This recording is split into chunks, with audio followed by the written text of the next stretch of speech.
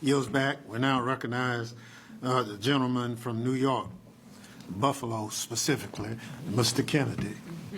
Thank you. I want to sincerely thank Ranking Member Benny Thompson for holding today's hearing. It's so important. I want to thank all of the witnesses for being here, all of you for offering your very unique perspectives into this administration's immigration raids. Mr. Brown, I want to thank you for your service to our country. All of your stories, many of them deeply personal, must be elevated to call this administration out for its egregious violations of due process and to remind all of us of our common humanity. To be clear, this administration promised to go after criminals. President Trump repeatedly vowed to go after the worst of the worst. Yet, as we're hearing today, as citizens of a democracy founded on the principles of a government by and for the people, of equal protection under the law, and the promise of due process, we are being lied to and deceived, and our values are being betrayed. This administration is focusing on people who are reporting dutifully to their jobs every morning, who are attending school, who are in many cases arriving at courthouses to address their immigration status the lawful way. These are folks who, just like their American citizen neighbors, want to work hard, want to contribute to their communities, want to raise their children to be more successful than themselves. In short, they want the same American dream that we all want.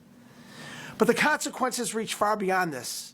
Homeland Security's parallel missions to combat human trafficking, child abuse, terrorism, and transnational crime are being left by the wayside because this administration has diverted critical personnel to carry out its deeply politicized mass deportation agenda.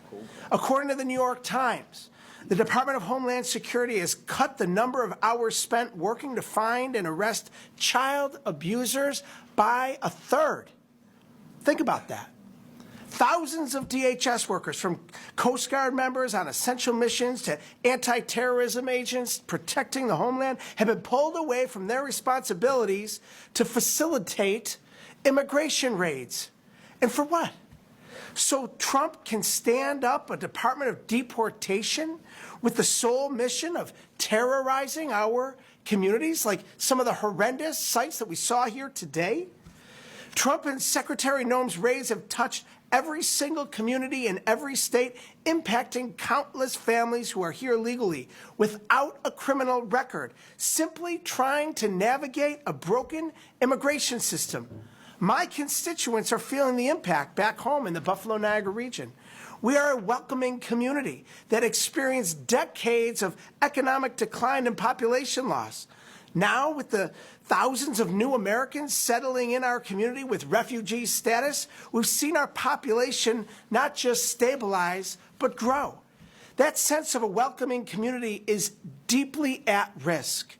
My office has received hundreds of calls since January from community members and families who are terrified, and many who are facing separation, sounding the alarm on the ICE raids that have descended on Western New York. President Trump and Secretary Noem have completely lost sight of the human impact of these policies, and people in my community are suffering as a result. In September, after a Venezuelan woman finished her double shift cleaning the Buffalo Bills stadium, ICE arrested and detained her. She has no criminal record. This summer, ICE detained dozens of roofers in Buffalo, many of whom were in the process of gaining citizenship, deporting some within 48 hours. Local business owners with roots in Buffalo for years have been detained despite having committed no crimes, leaving their families unable to afford rent or utilities. University at Buffalo students with legal status have had their student visas revoked. And just last week, a popular restaurant on Elmwood Avenue in the heart of the city of Buffalo, Aguacates, had to temporarily close its doors following a raid. That means no sales tax collections, no payroll taxes, just an empty kitchen.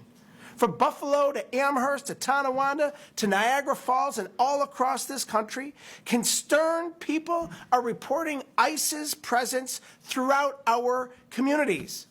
Back in Buffalo at Oshai Children's Hospital, menacing the hallways outside the room of sick children, of raids at schools that leave children without parents at the end of a school day, of raids targeting those who are literally putting roofs over our heads, seeing their futures ripped from them, of hardworking tax-paying immigrants and green card holders who are hunted down by unidentified masked agents, shackled, detained, and ripped away from their families.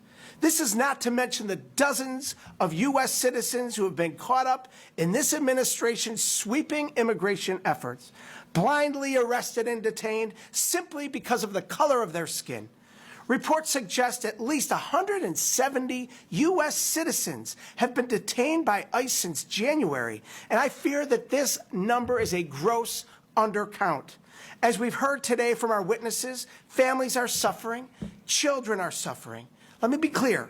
This administration hasn't just crossed the line, it's sped far past it.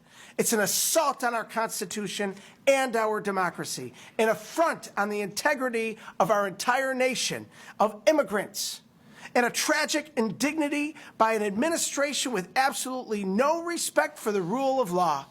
Today, alongside my colleagues on the Homeland Security Committee, we're seeking to unmask the truth, to hold this administration accountable for intentionally creating a humanitarian crisis in communities all across the nation.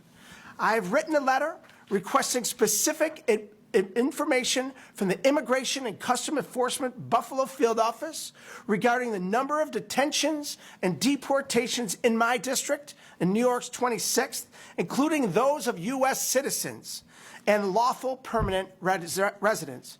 The House majority has to do its job. Use the oversight forces and powers entrusted to Congress in the Constitution to uncover the truth and expose the abuses of power we are currently seeing in Western New York and all across this nation. I implore this administration to change course and to abandon its deeply unpopular, inhumane, and offensive ICE raids against people here lawfully. We as a country are better than this. The people of this nation deserve better than this. It's not who we are as a nation, and it cannot be who we become. I am so grateful for the leadership of this committee, and with that, I will yield back.